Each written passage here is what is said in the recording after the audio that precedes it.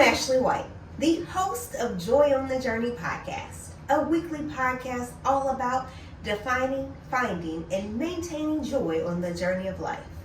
I have promised transparent and vulnerable interviews with women that are shaping our future. And today, y'all, buckle in and stay tuned. Today's guest is Sherronda Phelps. Sherronda brings experience as a senior environmental engineer to real estate. Prior to joining the real estate field, she earned her Bachelor's of Science in Chemical Engineering from Prairie View A&M University. Go Panthers. Her previous work experience helped her develop analytical communication and presentation skills, and it is this mix of abilities that have aided her in the ever-changing world of real estate. She has a proven track record in demonstrating enthusiasm, attention to detail, and providing the best results to her clients. Y'all, I am so excited to have Sherronda on the podcast. Hey girl.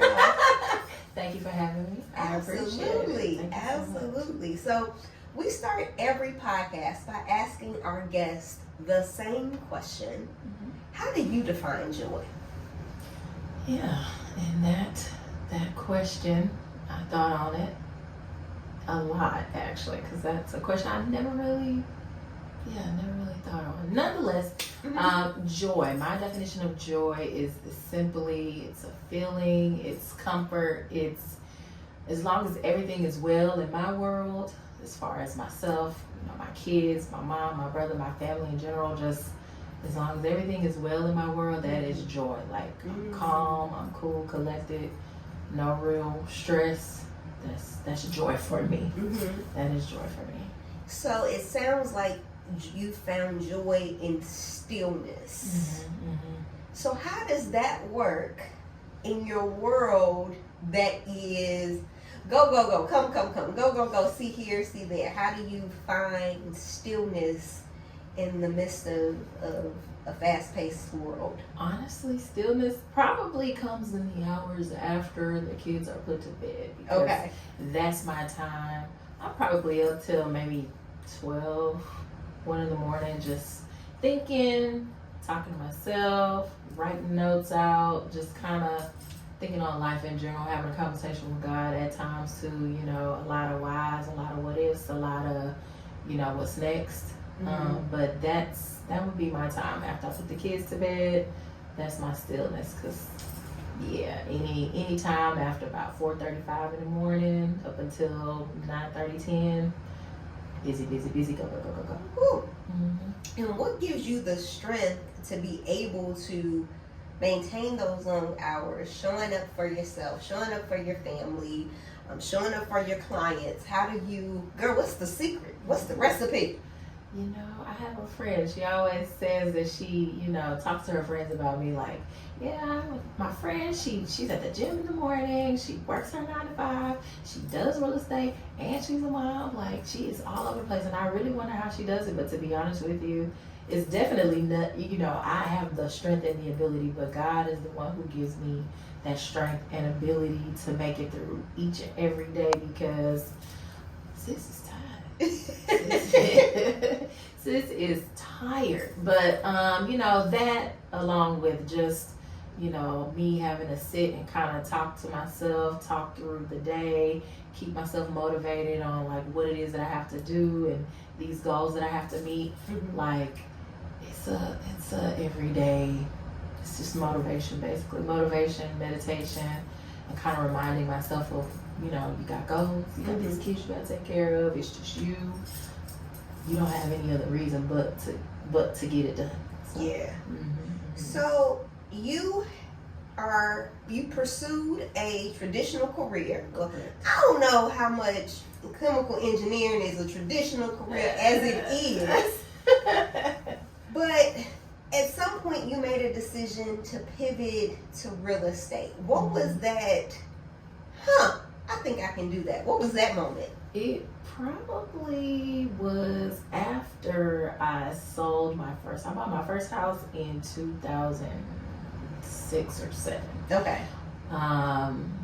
eventually got married, and then we had our first kid, and I was like, man, we were thinking on supplemental income and things that we could do. And so after we sold the first house and that whole scenario, it kind of motivated me to think to myself like, I think I could do this. And so I looked up, how much it costs to take the classes and all that, and paid my $9.99, and here you go. Wow. So you sold your first home, and it was a bug or something kind of hit you that, wait a minute, that seems like something. Yeah, after I basically just after I evaluated the whole transaction, like from start to finish, from the realtor that I dealt with at the time, and just our communication, and just again the whole experience itself, I was like, I think I could totally do this. I feel like, because I never thought that sales would be my thing, because I always thought it was like you have to just be great at what you do and use the right words and so on and so on, which it might be a part of that too. But I think I've definitely learned that it's definitely about relationships. It's about who you know, networking.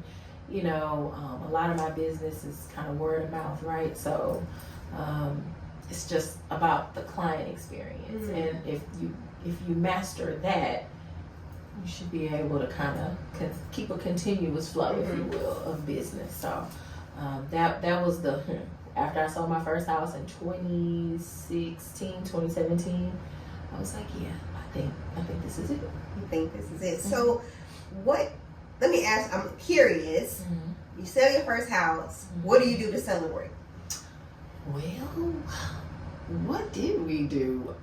Honestly, I was excited. I saw how much I profited, and I put it in the bank. I might have bought a bag or two after that. Okay, celebrate. Yeah, that might have been the only real celebration. Because I still had my oldest at the time.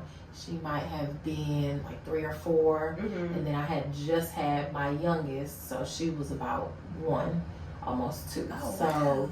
Yeah, we were we just had a lot of busyness going on at the time, and then again, I was married at the time, so there was just a lot of transitions going on, especially with his family and stuff like that. So celebration probably was very minimal. Again, it was a bag or 2. And then you just kept moving. Kept moving forward. So, as an entrepreneur now, you have launched your own career where you are responsible for all the things. Correct. What has been the greatest lesson that you've learned as an entrepreneur? The greatest lesson that I've learned thus far is time management. Time management, okay.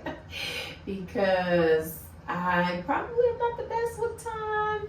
I have to be very intentional, and I know they say like you can time block, and those are some of the tools that I have to use to try my best to be on time, because where I live and then the clients that I service, I'm an hour out from everybody. Okay. So I definitely need to, have my schedule planned out, have my calendar booked out on, okay, if I leave here at this time, because I'm going to have to use Google.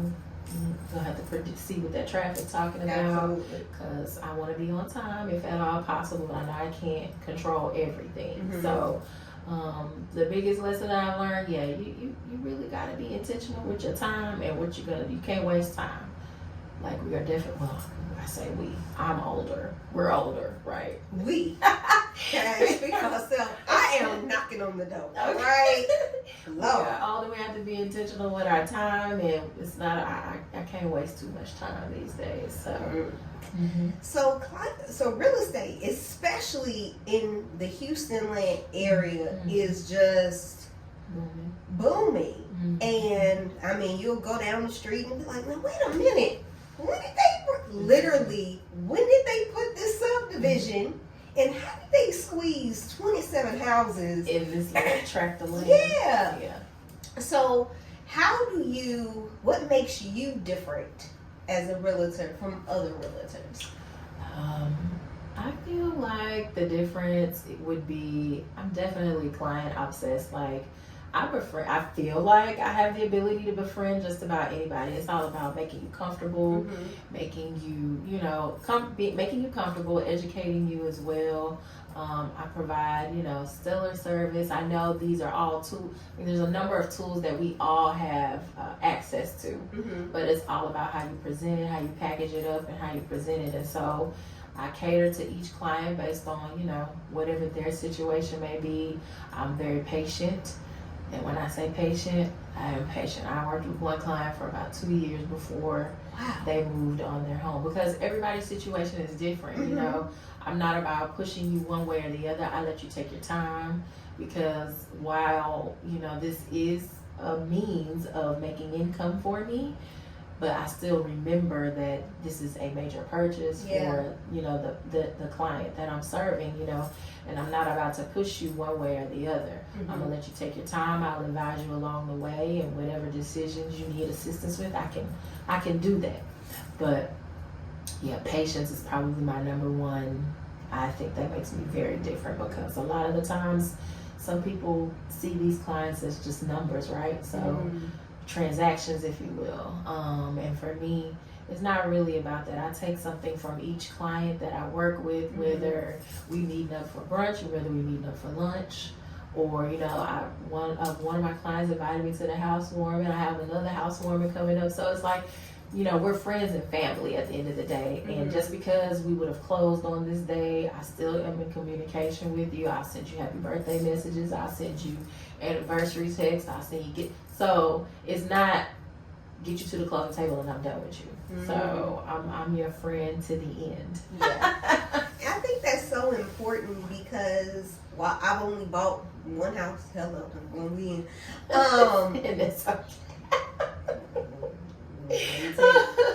And I just remember, especially I was a first-time homeowner, and I had no idea earn this money and this points, and I was like, how much will the house be every month? Like that's the number everybody wants. Yeah, and so my realtor, I'm so grateful to Corey, because it was that relationship of, hey, I know we just met, but I'm gonna really need you to hold my hand. Yeah.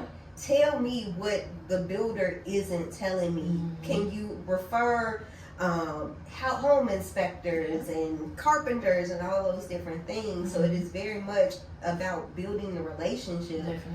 And having your clients to trust you. Correct.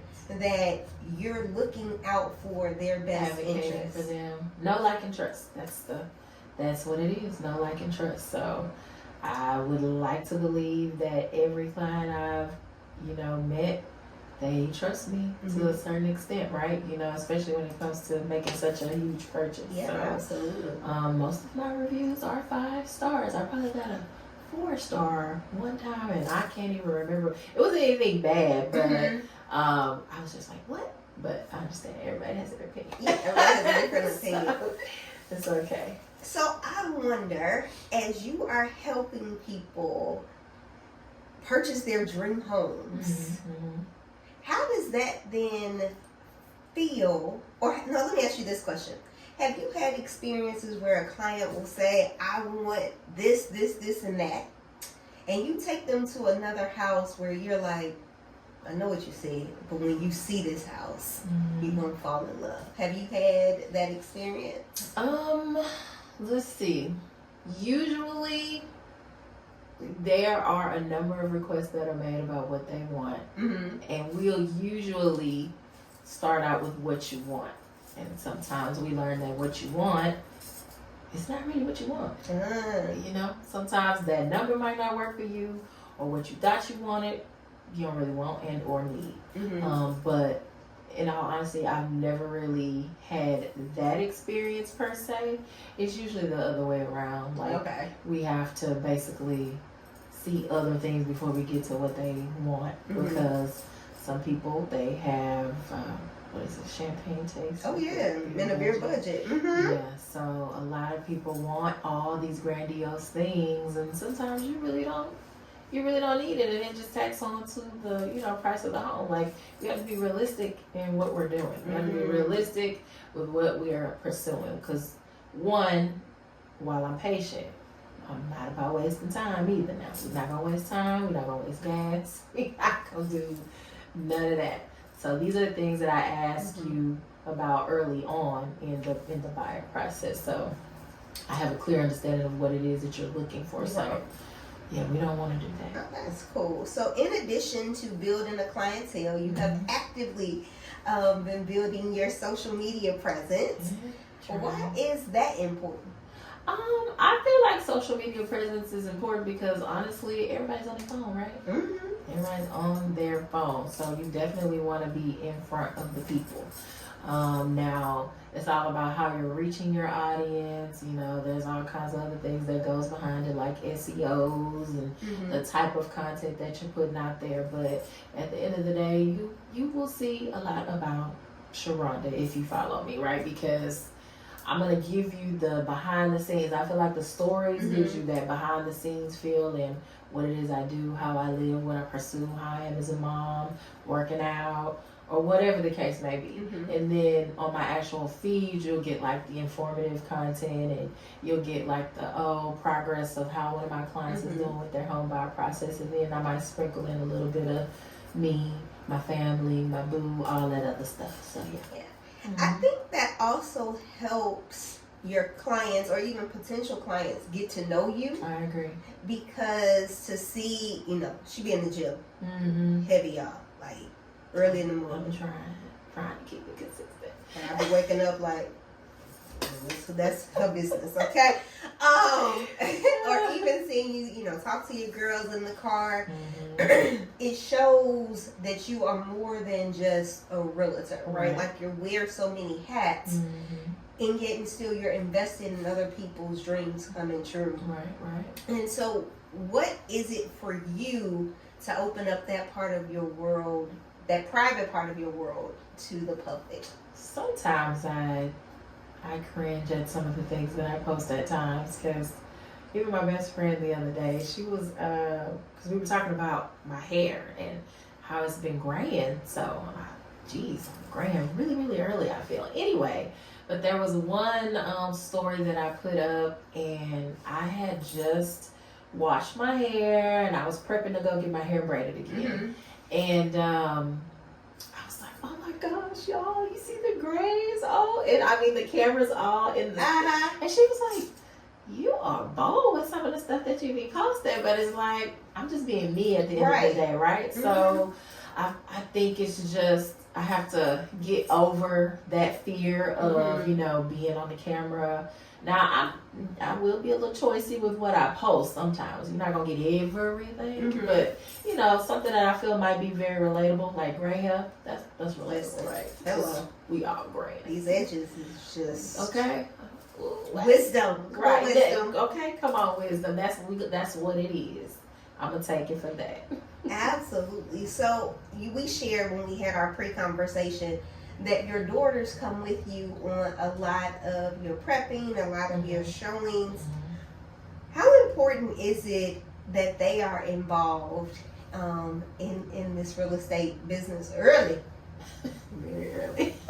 They hate it. But most days they are very helpful. Okay. But as far as importance to me, one, I definitely want to give them, you know, the exposure to other avenues.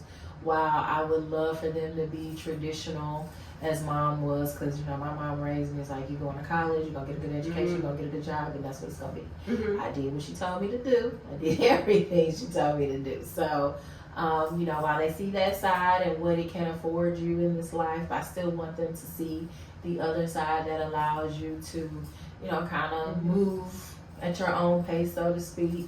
You can kind of, you know, get up when you're ready to get up, and go to bed when you're ready to go to bed. Or if you want to dip out and take a vacation, you have the means to do that. Like, this is what, you know, this career path affords you, right? So, I mean, you can get it either way, but I do feel like, you know, being a realtor, it has afforded me to do a lot of things that might have been a little limited on the 9-to-5 side, but God is good. Amen. Okay. Amen. So you talked about your mom. You are the oldest. Yes, I'm the oldest. I'm a twin. I'm the oldest by 2 minutes. I have a twin brother. We're fraternal twins. Yes, that is my BFF. Like, it's my first best friend. Aww. Like the only one when everybody else is gone to crap. So, yeah, love my brother to death. I think I'm getting a little emotional. I don't know why. But yeah, so I'm the eldest by 2 minutes. And, you know, my dad, he passed in 2021, January of 21. And so, yes, I was a daddy's girl. Oh, I miss him so much. But, you know, mom is here and we love her too. You know, my brother was the mama's boy. Okay. And I'm the daddy's girl. But, you know, we love our parents at the end of the day. Absolutely. So how important is your family's support of your endeavors? How important has that been to your success? It has been very important. It's been very helpful. While, you know, I still stay far away. I stay like an hour out. My mom has been very accommodating. Like, sometimes she'll come and stay at my place for a little bit. Especially if it's things that I have to do, like when the girls are in school, because she's retired. So she has a little more flexibility than me. But I try not to interrupt her life too much, you know. So for the most part, if it's a weekend thing that I gotta get done, I'll take them to her and she'll be with the kids and, you know, help them with whatever it is they need to do while I'm away working. But that support it's been very, very helpful. Like, I'm grateful because honestly, it's a little tough it's a little tough. Yeah. It's a little tough. I get it. So what would you say to another, you know, young mom who sees the glitz and the glamour of it, right? Like, you see the next Netflix shows, the buying Manhattan and selling Sunset, one of them shows, and they're like, well, that's it. Let me just go get my license and I'm gonna make. It is not what it is. Everybody has to start somewhere. Even Ryan Serhant, even all of the real estate greats, everybody started somewhere. And I actually love Ryan Serhant's story. He's I didn't know he was from Houston. Yeah, I saw that when he came out. He was from Houston. But yeah, so like his motto at the time in his younger years of real estate was just, you know, sometimes you gotta fake it till you make it. But at the same time, you still need to learn what you need to learn. And so for the young moms or the single moms or whatever the situation may be, real estate is a great career path, but you definitely need to get your theory, you need to get the knowledge down pat, you need to learn your contracts, because that's the most important thing. Nobody wants to deal with an uneducated realtor, okay? You have to pass your test. You have to learn these things, because you will have to reiterate these things at some point, regurgitate them at some point, and especially with the contracts. And there's so many changes, but the best way to get experience, obviously, is to get out there, and you have to, you know, kind of walk through some transactions. So whatever brokerage you may get with, you know, some may offer a number of trainings. I know when I first started, my brokerage was it was small, still kind of a boutique brokerage or whatever, but I got a lot of training there and a lot of on the job training, if you will. So just learn what you need to learn, remember it, rehearse it, okay? Because the test, they don't play on the test. You gotta pass national and you gotta pass state. So it's not just a one and done, honey.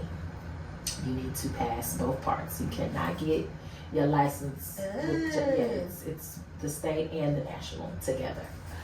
You gotta pass them. So until you pass those, then you won't be doing it. I think that's important to understand that no matter what your field is, whether it's real estate or engineering, accounting, whichever your field, you have to be solid in the fundamentals and not get lost in the lure. Yeah, don't let Instagram fool you. I mean, I'm no shade to the $1 million real the folks that's making the money. You know what I'm saying? I do do fairly well myself. But no shade to those folks, but they're gonna post the good stuff, right?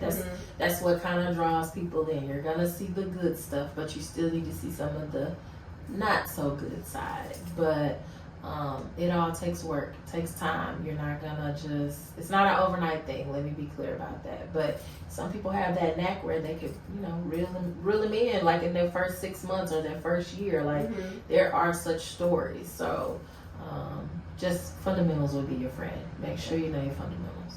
And how have you found not getting caught up in the comparison or the chase for more sales and adding more clients and the numbers? So I set my goals, because my goals are my goals. Like, some people are, full-time realtors, and this is their bread and butter, and this is they have their goals. Everybody's different. So I try to focus on what Sherronda needs for her and her family. So while everybody wants to make, everybody wants to profit $1 million or whatever the case may be, Sherronda has to try to focus on what Sherronda needs. And so that's how I try to keep my mind away from that comparison. And, while, don't get me wrong, early on I probably was like, dang, I want to do that too, but oh well, I gotta do this first. Right. So, and those are the things I had to remind myself, like, again, everybody started somewhere. So it takes time. Yeah. I think that's important because, in the podcast game, there are so many people that you cut on YouTube and it's everything that you could ever Google about, it's a video about. And so it's important that your content is yours, that your story is yours, that you are operating with integrity. Right. So that when people call you and they know that they're going to trust, that they can trust, that you're not going to backbite, that you're not going to do anything immoral, but that you are going to represent them and represent them well, whether they're the buyer or the seller. Exactly. Have you sold your dream home? Like, have you walked in the house and been like, this is it? So, how do I say? Well, okay. My goal for this year was one of my goals, I should say. So, I'm all about acreage living. I live in an acreage community. Okay. And so we have a lot of these acreage So explain to the folks what that means. Yes, okay, sorry guys.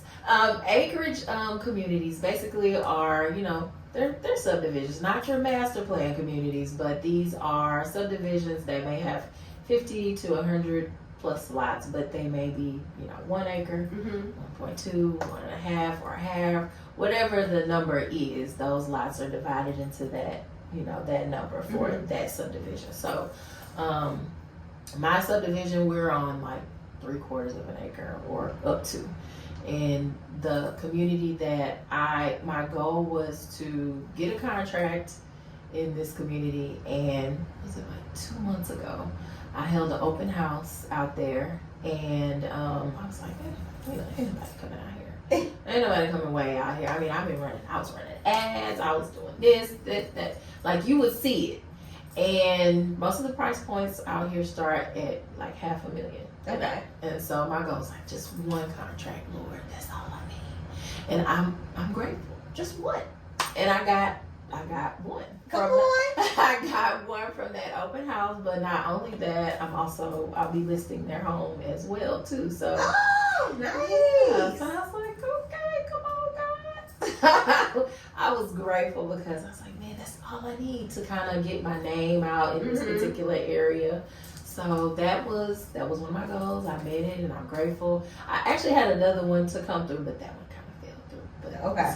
So nonetheless, that was my goal. So $500,000 home, and it's my version of a dream home, if you will, because this builder, I think they have some amazing layouts. I love all of their upgrades, so I'm happy about it. And congratulations to your client. Thank you. You mentioned something that we hadn't talked about yet, and I know the time is getting away from us, but how do you handle when you worked so hard on a deal, you've gotten everybody to the table, and something at the last minute just doesn't work? Oh, so I had one client. This was maybe like my second year in real estate, and it was a new construction home, and I asked all the questions. Everything was good. Credit was great. No real debt. The DTI, her debt to income ratio, was amazing. So picture perfect. Income was awesome. So we go to get her pre-approved. She got pre-approved, and then I don't know. It might have been like 2 or 3 weeks out from the set close date, and finance calls and says, well, she owes student loan debt. I was like, what? I said, no, her stuff was forgiven from what she told me, and she's under the impression that it was forgiven. And they were like, well, no, like the only way that we can even move forward is if she has a letter that says this, that, and the third. That deal went south quickly.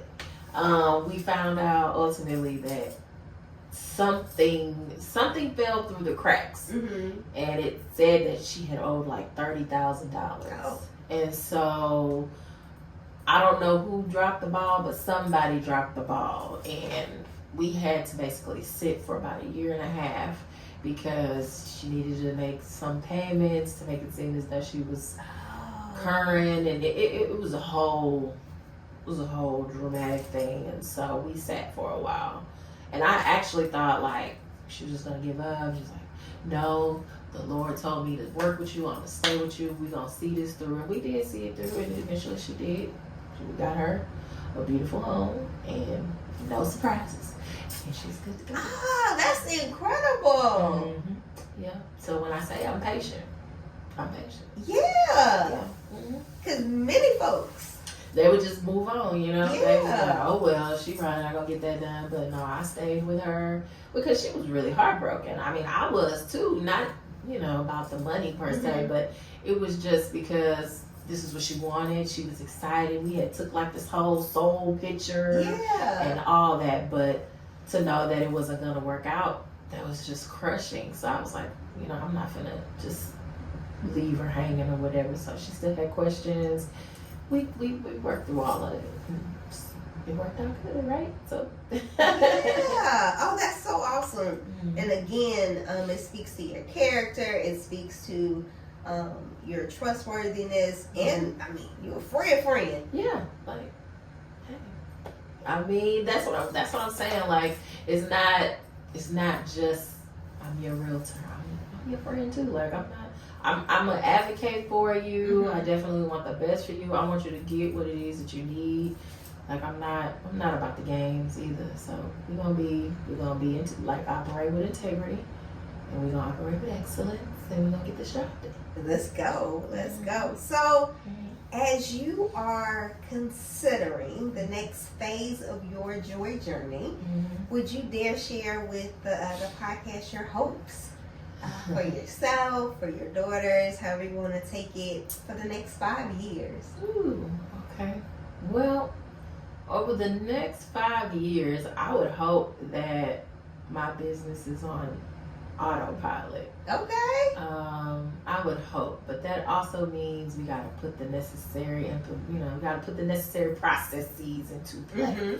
So those are things that I am working on. But yeah, over the next 5 years, I do want to have my real estate business on autopilot. I want to eventually, have my own team. I would hope to. And I really want to kind of focus in on like farm and ranch deals. So mostly like land deals, and I actually have one that I'm working on now too, but farm and ranch, that's kind of where I'm at right now. I still deal with residential, but like again, when it comes to like acreage land or acreage living, like that's my frame of mind right now. But don't get me wrong, residential is still, I'm available. You need me in the city. If you need me in the city, okay? I am available. But no, Those are my goals. You know, I hope to have a team that works alongside of me. But yeah, definitely want my business on autopilot and being able to vacation with my children, worry free, my mom, and well, I don't know when we get married again, but if that's in the cards, we'll take that too. All right. We keeping all options open. Mm-hmm. I do want to know, for anybody that's watching this, like, yes, I need help. Mm-hmm. I'm in Texas. Mm-hmm. Help me. Now, how can they, now, really yesterday, but okay. now? Well, your best bet, you can Google me, Sherronda Phelps, realtor. So that's SHERRONDA, Phelps, PHELPS, realtor, realtor. And all my social media platforms will pop up. But also, if you want to specifically go to Instagram, Facebook, TikTok, it is KAYGETSYOUKEYSHTX, which is K Get You Keys HTX. So I'm available on all those platforms. Hit the link at the top. I know nobody likes to hit the link. Hit the link. But click the link. Click the link in my bio. It will take you. It will take you to my beacons. You can have, access to my Calendly and all those things. But if you just really need to call me, 832-232-1767. Okay, call me. Text me. I am here. All right, we are available. We cutting all of that for her. Yeah. Call me. Okay.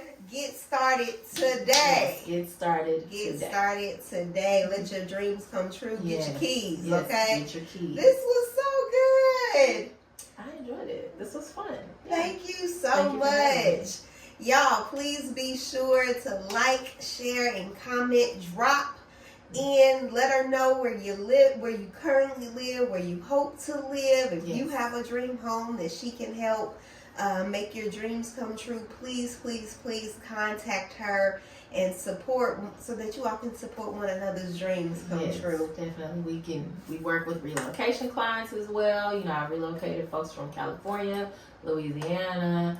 So, hey, I'm here to assist you. And obviously, I'm in the great city of Houston, but I am licensed all over Texas. So I have clients in Dallas. I have clients here in Fort Bend County, Harris County.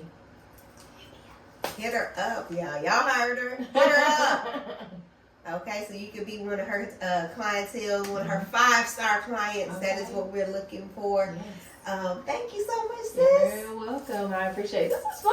Oh my gosh, yeah. I can tell when folks are nervous when they get here, and I'm like, every question's gonna be about you. Right. You got it. You got it. But we are so excited to have Sherronda on the podcast. And until we meet again every single Thursday, may God increase your joy, grant you strength for the journey, and give you the courage to tell your story. Bye, friends. Bye, guys.